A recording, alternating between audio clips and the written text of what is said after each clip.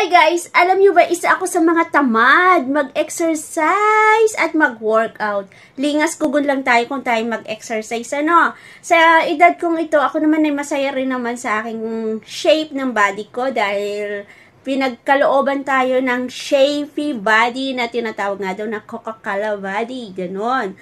So, inward lang naman na ganyan ang ating katawan kahit hindi tayo mag-exercise. Tumataba pero may shape pa rin. So, sa edad kong ito na 46 years old, 46, ay at least ganito pa rin yung ating shape at napapagkamalan pa rin naman tayo kahit papaano ay bata pa rin. O, diba? Saan ka pa?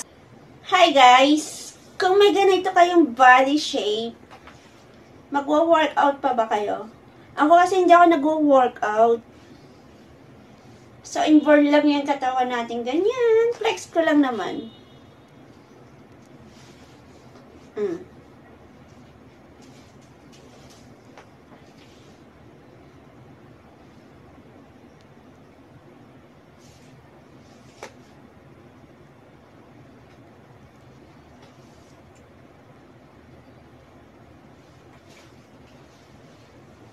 So, hindi ako nakakapag-workout mga lodi. Tamad ako mag-exercise o mag-workout. Actually, lingas kugon lang tayo. So, ayan lang naman yung katawan natin. Kahit hindi tayo nag-exercise at kumakain na tayo ng rice. So, ito pa rin yung ating body shape. So, ayan ang ating body shape.